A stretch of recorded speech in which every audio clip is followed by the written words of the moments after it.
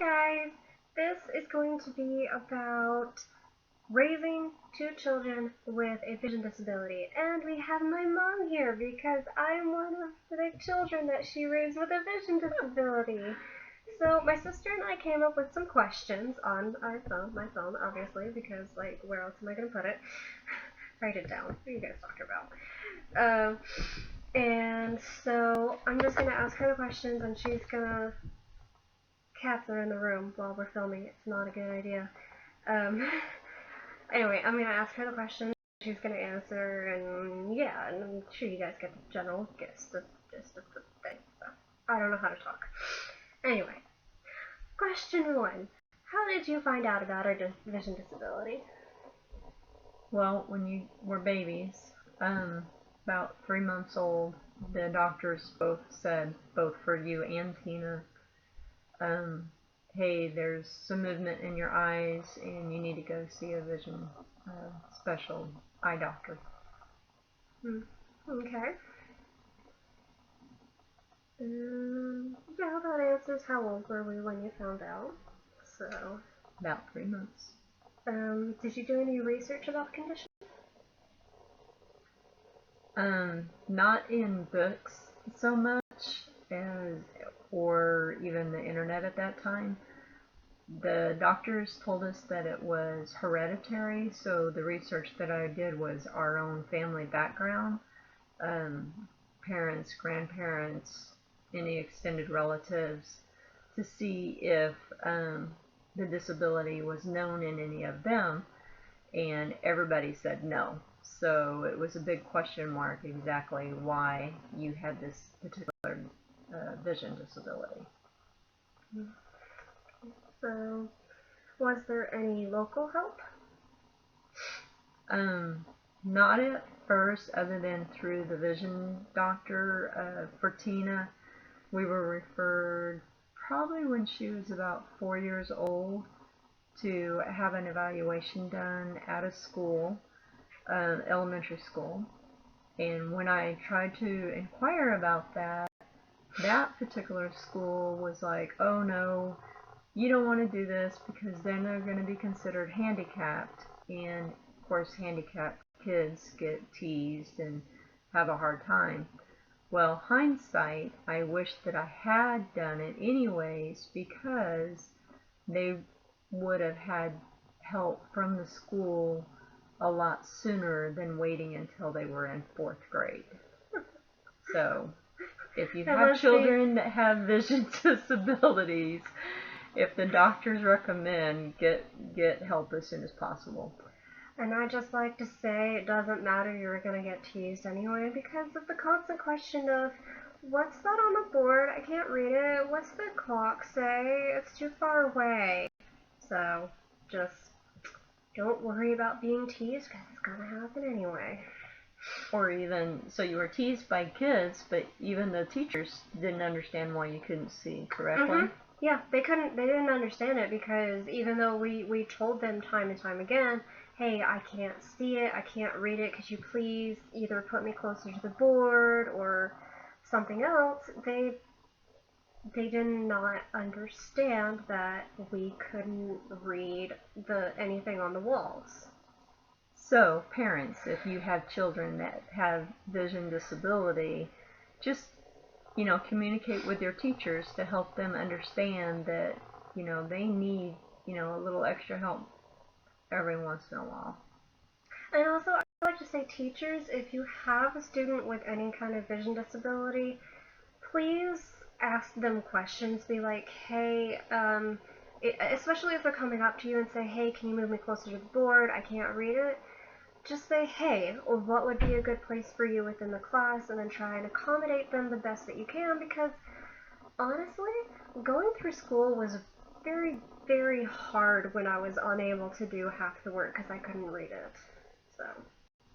Yes, and each student is different. Like her older sister, Tina, she preferred to be in the front row to where Katie wanted to be in the middle. Katie's sight is a little bit better than Tina's, but still, so work with the student, and like even Tina needed hand copies of some stuff that was like on our overhead to make it easier because of the glare of the light and the different types of when you're writing on the board, the colors make a really big difference for children that have different vision disabilities. Oh yes, definitely. Colors help a lot. There are certain colors that, especially on a whiteboard, you can't see. So like black, for me, black, red, and orange were great, but anything like green or yellow, which yes, I got a teacher who wrote in yellow once. I was crying on the inside. Yeah, just colors are very, very important. Darker colors on a lighter background are amazing. The best way to go. Yeah. Okay, and the school, how did school help, if any? Kind of touched on that, but... We did kind of touch on that. But is there anything else we can add? Well, once the school was officially informed that, yes, we have vision disabilities, there's a local vision through the county where we were at the time. It was called Blue Bonnet.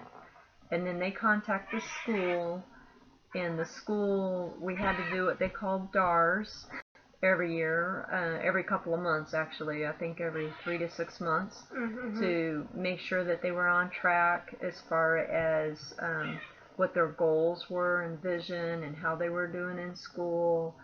So in a way, that's once the school was officially notified, that's how they helped. So a comment as far as, like I said, they neither one of them got help until second to third grade. But as the teachers know or the school districts know, the kids have to do vision tests every year. Well, the nurses sometimes were not very nice, was very impatient. And if you know that a child has vision disability, then maybe they should be nicely contacting the parents instead of just sending a note home saying your child can't see. Let's get, Trust me, we know we can't see. communicate, talk to the parents, talk to the doctors, and maybe they would have got help a lot sooner than what they did. So that's how the schools helped. In the end, it was great once everybody got on board. Oh yeah, definitely. Once the communication insanity was fixed, it was fine. Right. Definitely. I think they stopped making me do the vision test after a while. They're just like, okay, you always fail it, go away. Well, I think that was after we finally got the Blue Bonnet Co-op involved and the DARS involved too. So yeah. Yeah. But anyhow, we survived. Okay, how often did you take us to the doctor? Well, when they were younger, our particular doctor, because of their vision disability, we had to go see the doctor, I want to say, at least every 6 months. And I want to say for a period, for about 2 years, I want to say they went every 3 months. But, they're in their 20s now, so it's kind of hard to totally remember everything I went through when they were 5, 6, 7 years old. So, but quite a bit. No, it's only about once a year. So, roughly how much money or what has the cost been? Well, you figure with the doctor's appointments, depending upon what insurance you have, our insurance was actually pretty good, so it wasn't too bad. But I can imagine with someone that doesn't have as good as coverage, it can run into $100 a visit, I'm sure. And then the glasses themselves, because of the vision being checked every 3 to 6 months, sometimes changed every 6 months. And so a new pair of glasses was costing about $300, $200 to $300, because of the way they had to be shaped and the prescription that they needed. Now that we did not go to Walmart. They had a decent program, but we went to an actual eyeglass store that specialized in vision disabilities. And once we bought the glasses, the frames were guaranteed for 2 years and the lens themselves were guaranteed for a year. So if they would have got scratches or broke, we were able to replace them. So to me it was well worth paying the extra money to go to that type of a store than just going to Walmart. They were cheaper, but there was no guarantee on them and no refund offered through the Walmart type of program. So it can cost some money, just be prepared. Yeah, and for those of you who do know about it, the Zenith Optical website, I'm not sure if that's what the actual name is, I'll have to look that up later.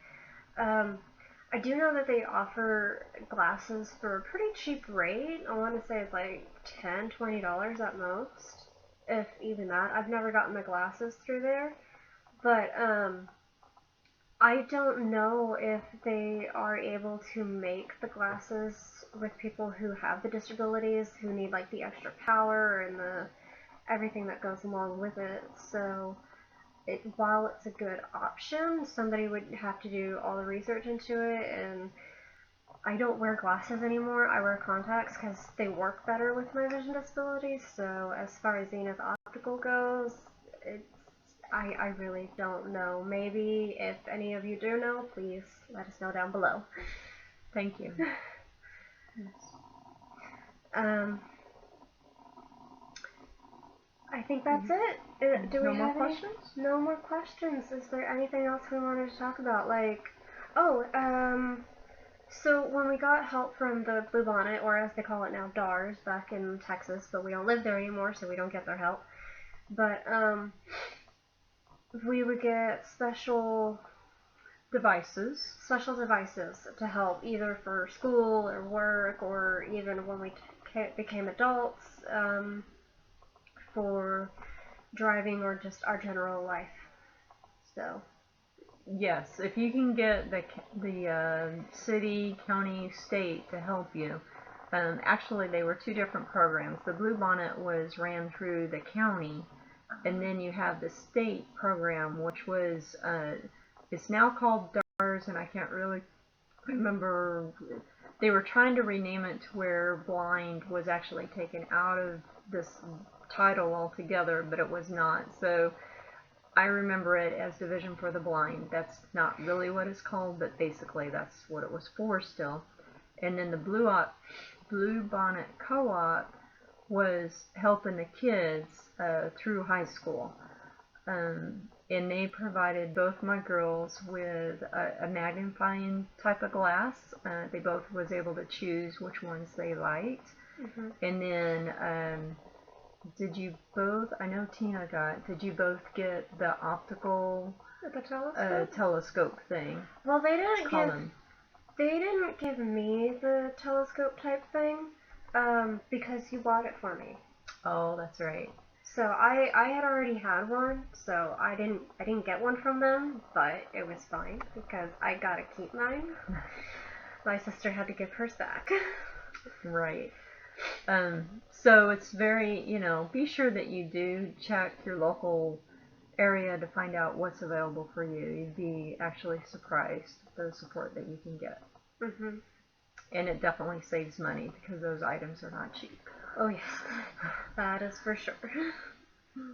Well, if that's it, then I'm glad I was here to help. Yeah. Well, okay. Thanks guys for listening, and I hope that this was very informative, and hopefully soon we will get another video up. And if you could please subscribe and like and share this, I would greatly appreciate it. I will put some of my former videos over here, over my mom's face. I'm very sorry, Mom. And then I will have a subscribe button over here-ish by my face. Anyway, thanks guys. Bye. Bye.